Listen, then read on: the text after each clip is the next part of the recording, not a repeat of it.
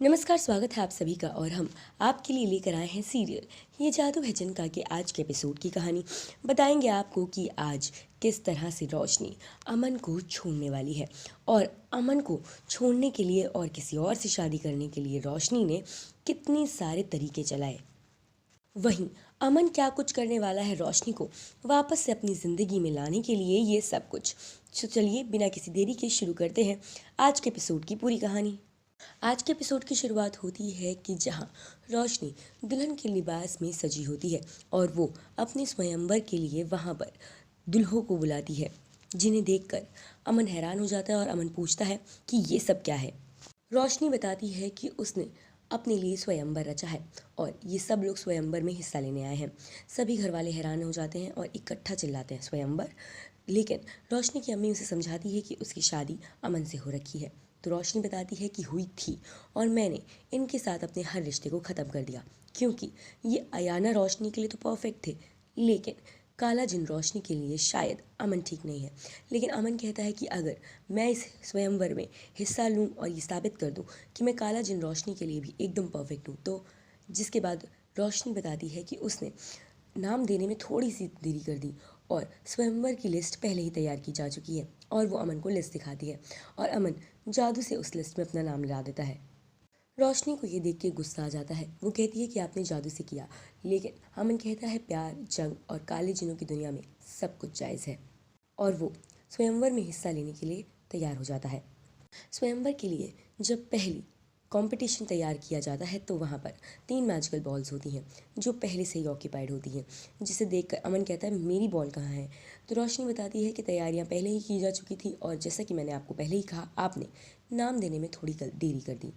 लेकिन उनमें से एक जिन जो नताशा पर लट्टू होता है, वो नताशा के ऊपर लाइन मारता रहता है और रेहान से जलता रहता है, जिसको देखकर अमन समझ जाता है कि इसको कैसे काबू में करना है। वो रेहान यानी कि नताशा बने रेहान को कहता है कि तुम जाओ और इससे पटाने की कोशिश करो, तुम्हें कुछ नहीं करना, बस प्यार से बात करनी है और ये तुम्हारे काबू में आ जाएगा। रेहान वैसा ही करता है। वो जाता है और उसको बात करने की कोशिश करता है, लेकिन पहले तो वो काबू में नहीं आता, लेकिन फिर प्यार से उसे मनाने की कोशिश करता है। वो मान जाता है और वो स्वयंवर में हिस्सा लेने की ज़िद छोड़ देता है और उसकी जगह अमन उसकी मैजिकल बॉल ले लेता है और अमन वो वाला राउंड जीत जाता है। यहाँ पर रेहान ये तरीका ढूंढता है कि किस तरह से अपनी बॉडी वापस ली जाए और वो बेहद परेशान होता है। तो वो बताता है कि अगर हमें एक दूसरे की बॉडी वापस चाहिए तो हमें एक दूसरे को हक करना होगा। तो नताशा कहती है कि अच्छा, इसीलिए तुम इतनी देर से दूसरा तरीका ढूंढ रहे थे। रेहान हाँ में सर हिलाता है। इधर रोशनी सभी स्वयंवर में हिस्सा लेने वाले लोगों को बाहर लेकर जाती है और कहती है कि चलिए अब अगले राउंड की तैयारी। वो वो वहाँ पर एक चांद का टुकड़ा लेकर आती है और उस चांद के टुकड़ों को आसमान में भेजती है और कहती है कि जो ये चांद का टुकड़ा ज़मीन पर लेकर आएगा वही मेरा शौहर होगा। लेकिन चांद के टुकड़े को और चांद को ज़मीन पर लेकर आना बेहद नामुमकिन काम है, जिसे देखने के बाद सभी घर वाले परेशान हो जाते हैं कि भला ये अमन कैसे कर सकता है। लेकिन तभी वहाँ पर जादूगर भी अपना दिमाग चलाने लगते हैं और नताशा वहाँ पर अमन के लिए रस्सी लेकर आती है और कहती है कि आप इससे चांद को नीचे खींच भी सकते हो और उसे तोड़ भी सकते हो। लेकिन तभी जादूगर वहाँ पर जादू से 5 चांद ला देता है, जिसको बाद अमन कंफ्यूज हो जाता है। जादूगर बताता है कि ये 5 चांद सिर्फ नकली ही नहीं बल्कि खतरनाक भी है। जो इस चांद को छुएगा वो उसकी जान भी जा सकती है।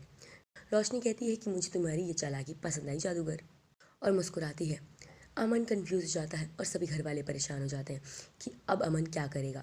कि तभी वहाँ पर अरमान के ज़रिए वहाँ पर बुलबुले उठने लगते हैं।